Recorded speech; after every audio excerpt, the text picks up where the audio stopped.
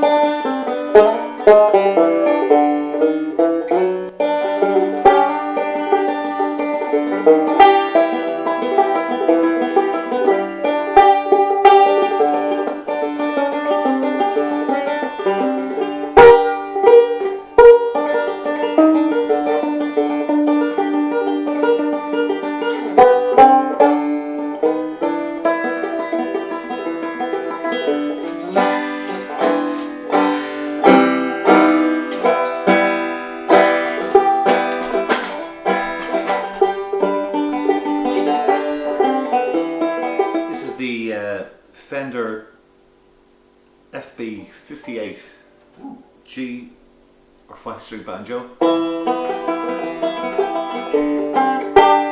I got this brand new from the music shop in Germany, and with the intention of learning how to play it, but things got in the way, life and other instruments, and I never got around to playing it, so it's just been lying in a case, unused and unloved. So it's time to needs a new home. Needs a new home, exactly. Somebody who's going to take care of it and play it. But it is absolutely pristine and spotless. There's not a mark.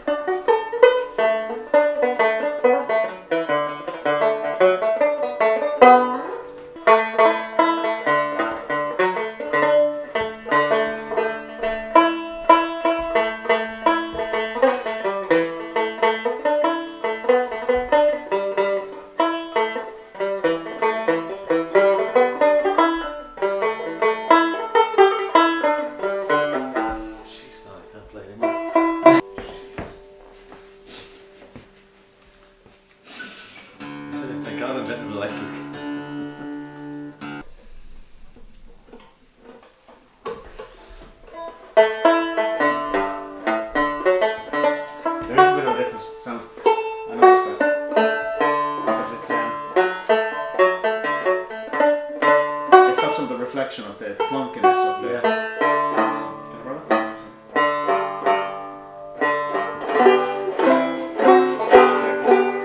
it doesn't make a difference in the sense of the volume. Yeah, it makes a difference in the tone. Yeah. So funny. This smells so new and that smells so old. It's like the two ends of the spectrum of American instrument history. You know? Yeah. It's like. What do we reckon? What year do we reckon that is?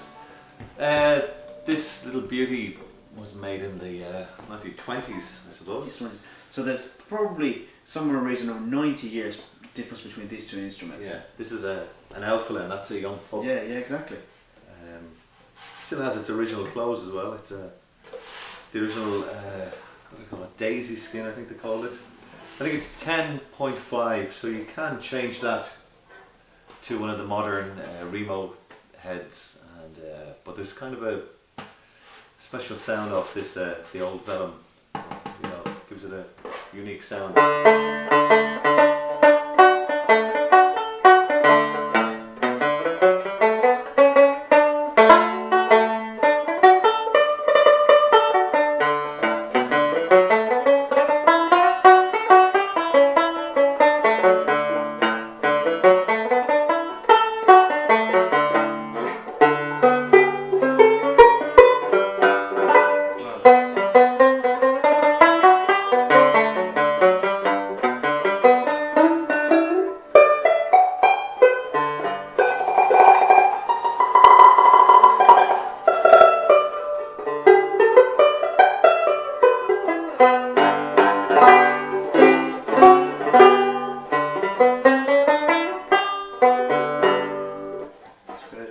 Saying that skin would have a little bit more mellow tone than the yeah, totally. The modern one was more snappy. The other one, the plastic heads are great, and you can tighten them up, and you get a real sharp tone. But this is a very mellow, soft tone. If you're playing blues on a banjo, that'd be the way to go, wouldn't it? Skin's been on a long time, I can tell you that. Tell me about the Trapdoor. Yeah, the Trapdoor. You can find all this stuff online. It doesn't really affect the volume, but it does change the tone. Yeah, I noticed that. Like, I assumed first that the idea was to change the volume, but no. What it does is it's like it's almost like taking the resonator off the banjo. Yeah, like it does. Although, but that will, lower the volume. Yeah. Of course, but this one it doesn't. But it has the same effect. So it's like a. You can hear there's a definite difference in the tone there. It's a bit brighter with this skin.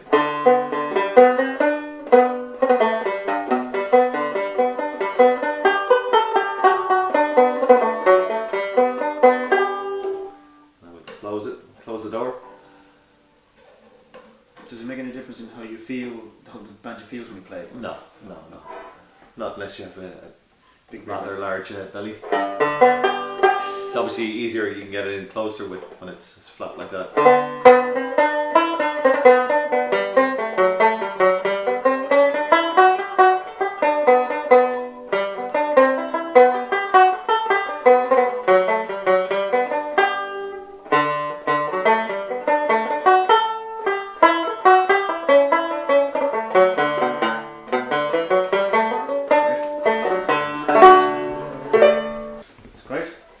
Gibson Trapdoor Banjo. How would you rate them? Like, how rare would these be? Like in sense of, because I mean you've seen a few of them, and we've heard about one more. Seen a few. Obviously, I think in the States you'll find them. Here, I don't know, because there are not too many that I know of. But it's a quirky little thing, I have it with the tuning now for Irish tenor banjo tuning. Yeah. But actually, if you want to really hear it sing, the old C tuning, the strings just suit it so much better. It's the Jerry O'Connor high pitch style. It sounds really good. But sounds pretty nice there too. Yeah.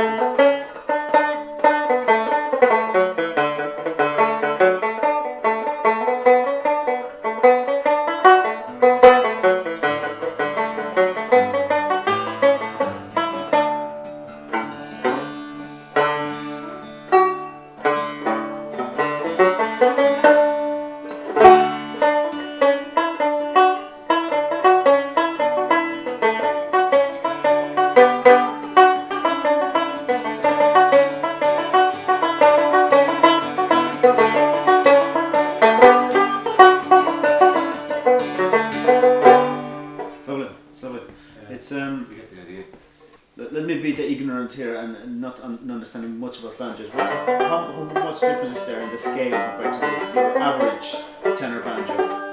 Well, the banjos that they're playing today now are normally 19 frets. Yeah.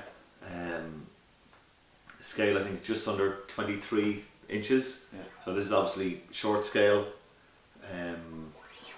Which makes it obviously easier to play in fingering wise. Yeah, this well, height.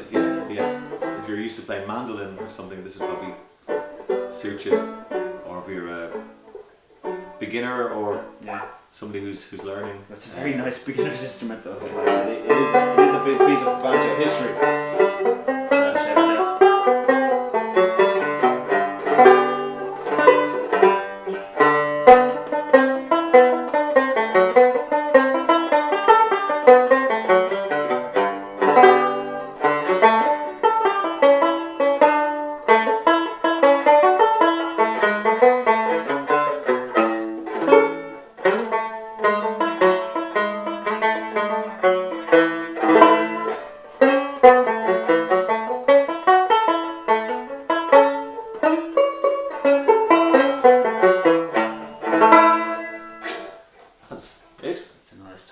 Completely with all its original parts. Gibson Trapdoor C or cello banjo.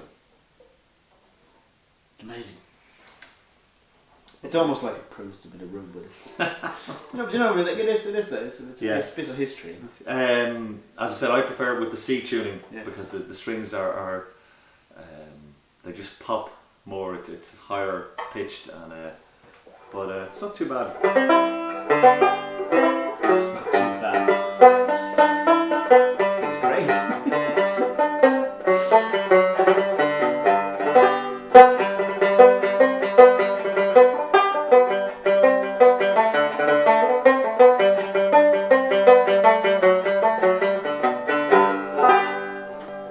It's her. Woo!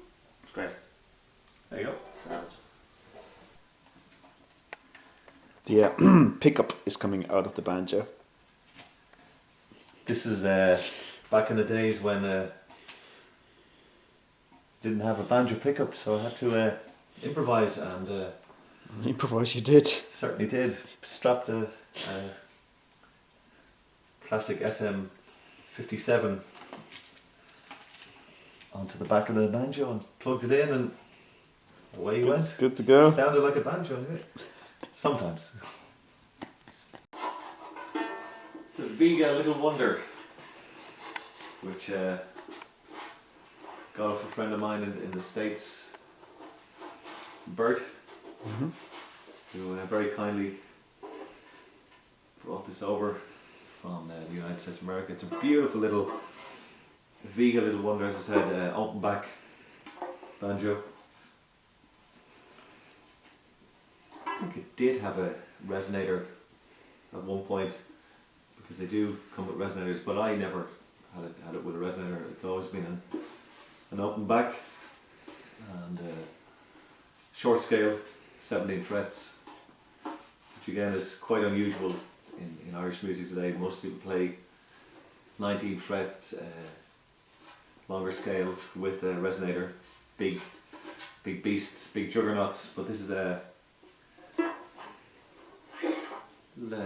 slightly more delicate and more subtle, perhaps beautiful, very simple design, simple construction, very simple tone ring, kind of a cylindrical tube which just runs around there. Nothing fancy, but it does the job, it does the trick, and just give it a bit of a polish, you know, just to make it look its best for camera. Only.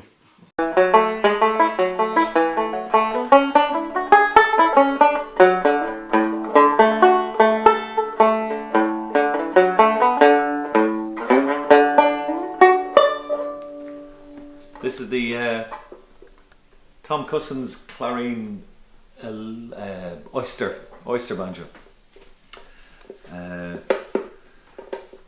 Just a black skin. Can also normally comes in white. 19 frets. Scale length just under 23 inches, and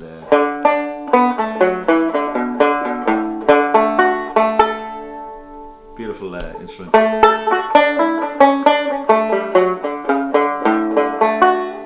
would be this or the Dave Boyles, which are I don't want to cause any trouble, but quite similar. Some people prefer the Dave Boyles. These are the instruments that most people are playing today in Irish traditional music that play banjo.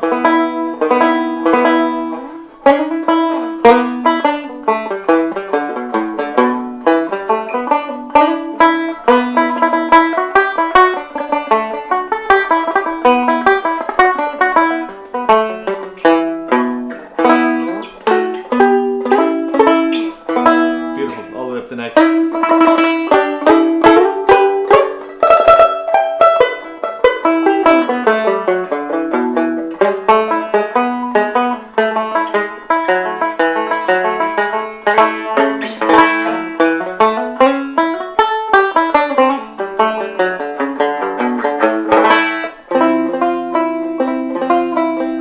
Lovely tone, very clear, very bright.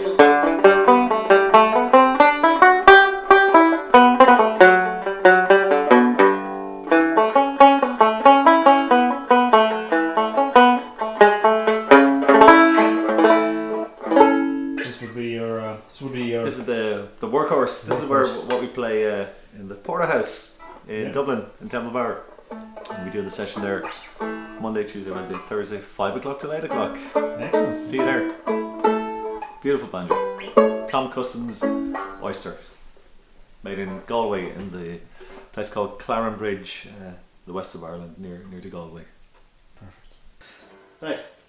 Yeah, I thought we'd do a bit of banjo talk today as well, on top of all the other stuff. Oh, for God's sake. And I asked people questions. Oh my God. I expect to get loads. We got 2. Which So, are? As you are the expert of the banjos, you get to answer these.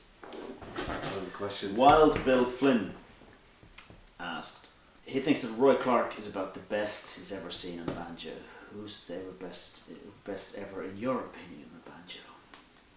Well, it depends on which style of banjo playing you're talking about, because here in Ireland we play the 4-string, the tenor banjo, which we use in Irish music. So it's not to be compared with the G banjo or the 5-string banjo that they use predominantly in America and in the bluegrass and other genres, but especially in bluegrass music. So I wouldn't, I've heard lots of 5-string banjo players, but I wouldn't be au fait with who are the masters. So I would know more about the tenor banjo, the Irish tenor banjo, and we've got some fabulous, amazing players here in Ireland. Of course, in the 20s you had the Flanagan brothers, one of the Flanagan brothers who were Irish people who emigrated to America and played Irish music in music halls and dance halls there for Irish immigrants who emigrated to America. They were great. Then in the 60s you had a guy called Barney McKenna, of course, from the legendary Dubliners, who really popularised the banjo, the tenor banjo, and brought it into Irish music with his work with the Dubliners. And then from that you have lots of brilliant banjo players who came up, the likes of Jerry Connor, David McNevin, really top Irish banjo players, right through to today some of the younger kids, younger gentlemen coming up, Killian Donnelly, Ted Kelly, 2 young guys who play with a group called Moxie, who are just fabulous banjo players. But there's lots more. There's lots of really top Irish tenor banjo players. I don't like saying picking one or he's the best, but there's just lots of great tenor banjo players out there. That's great. That's giving people a wide range of stuff to look at. Yeah. There's a Frank from Texas. Hey Frank. Is the second question. Frank is asking you a question. Does it help to pick girls if you play banjo? No comment. No comment on that. Frank. There we go. I get in trouble.